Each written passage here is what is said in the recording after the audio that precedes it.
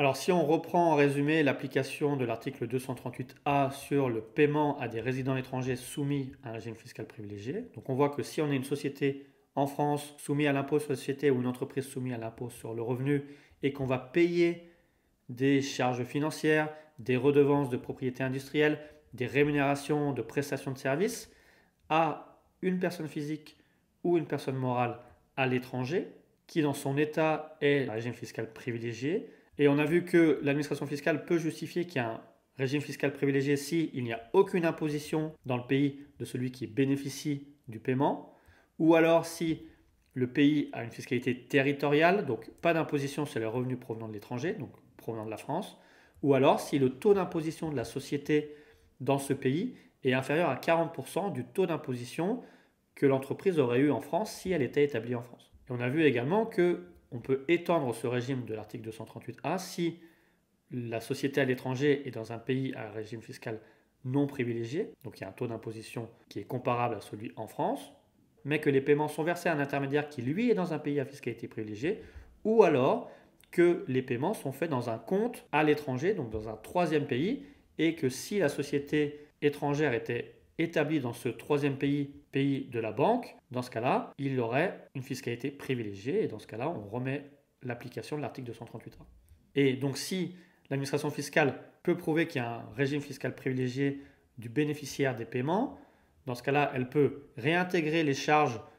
en lien avec ses charges financières, redevances ou rémunérations de services au résultat impôt sur le revenu ou impôt sur les sociétés de la société française. Bien sûr, comme on l'a vu, il y a cette clause de sauvegarde qui permet à la société française de dire que les paiements faits à l'entité étrangère qui bénéficie d'un régime fiscal privilégié répondent à des opérations réelles et justifiées et que le montant est normal par rapport à la prestation réalisée. Mais à défaut, si on ne peut pas jouer la clause de sauvegarde, effectivement, on a une réintégration des charges auprès de l'entreprise ou de la société à l'IS en France et potentiellement des revenus réputés distribués soumis à la retenue à la source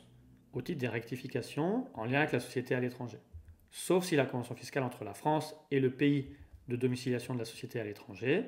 en dit autrement. Et ce qui est d'ailleurs le cas pour la convention fiscale entre la France et les Émirats arabes unis, puisque dans son article 8, on a une définition large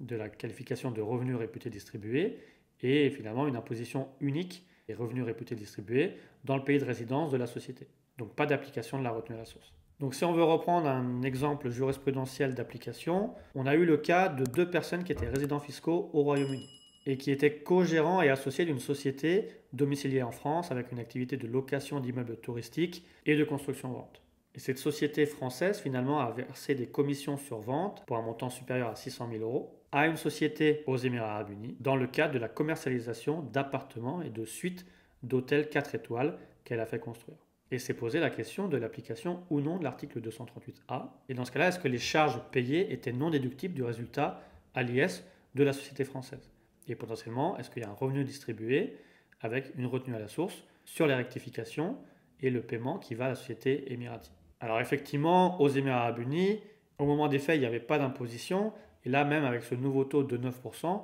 on devrait être inférieur à plus de 40% dans tous les cas sur le niveau d'imposition que si la société émiratie était établie en France, en comparant le taux d'imposition en France de 25% sur lequel elle serait soumise si la société émiratie était en France. Donc là, on a bien un pays à fiscalité privilégiée. Et un paiement d'une société française à une société étrangère soumise à un régime fiscal privilégié. Donc dans ce cas-là, il faut que la société française puisse justifier que le montant des charges payées à la société étrangère a un caractère normal, donc correspond à une opération réelle, et également à un caractère normal, c'est-à-dire que par rapport au prix de marché, un montant non exagéré. Et malheureusement, dans les cas de l'espèce, la société française n'a pas pu produire de facture ni aucun document de devis ou bon de commande précisant la nature et les prestations de commercialisation avec la société émiratie. Ils ont apporté certaines correspondances entre les co-gérants et une certaine personne qui aurait permis de conclure une convention avec la société aux Émirats, mais sans date précise et sans possibilité de rattacher les services de la société aux Émirats et en lien avec le projet immobilier en France. De même, les co-gérants avaient donné une copie tronquée d'un encart publicitaire relatif à l'investissement dans un hôtel 5 étoiles dans les Alpes françaises, mais au nom d'une autre société aux Émirats et sans lien avec la première société qui avait bénéficié des commissions sur vente. Ce qui fait que finalement, ils n'ont pas pu renverser la présomption faite par l'administration fiscale et ils n'ont pas pu utiliser cette clause de sauvegarde pour justifier des opérations réelles avec un caractère normal. Donc finalement, l'administration fiscale a pu réintégrer les charges qui ont été payées dans le résultat de l'impôt sur les sociétés de la société française et ces revenus réputés distribués en lien avec la société émiratie. On n'a pas pu appliquer une retenue à la source puisque la convention fiscale entre la France et les Émirats arabes unis prévoit une imposition unique